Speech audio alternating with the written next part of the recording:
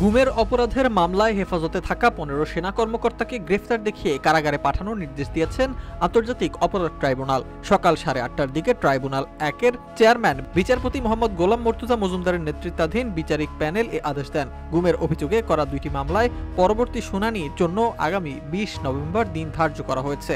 আদালতের নির্দেশে আসামিদের ট্রাইব্যুনাল থেকে নেওয়া হয়েছে সেনানিবাসের সাব জেলে।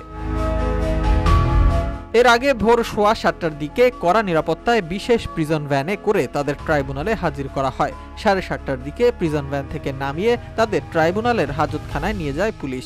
আওয়ামী লীগের দীর্ঘ শাসনামলে টিএফআই-জেআইসি সেলে গুম, খুন ও জুলাই-আগস্টে সংঘটিত মানবতাবিরোধী অপরাধের আলাদা ৩টি মামলায় আসামি করা হয় তাদের।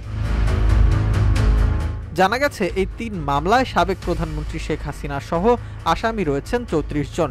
এর মধ্যে একটিতে ১৭, আরেকটিতে ১৩ ও একটিতে ৪ জনকে আসামি করা হয়েছে।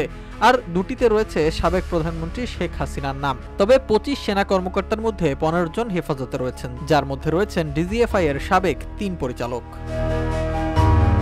এর আগে গত ১২ অক্টোবর ঢাকা সেনানিবাসের একটি ভবনকে সাময়িকভাবে কারাগার ঘোষণা করে স্বরাষ্ট্র মন্ত্রণালয় প্রজ্ঞাপন জারি করে। স্বরাষ্ট্র মন্ত্রণালয় সূত্র জানায়, গ্রেপ্তারি পরোয়ানা জারির পর সেনা সদরে এমইএস বিল্ডিং নম্বর ৫৪ ভবনকে সাময়িক কারাগার ঘোষণার জন্য সেনাবাহিনীর পক্ষ থেকে স্বরাষ্ট্র মন্ত্রণালয়কে অনুরোধ জানানো হয়।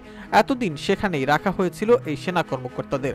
এবার ট্রাইব্যুনালের নির্দেশে তাদের পাঠানো হলো সেনানিবাসের সাব জেলে।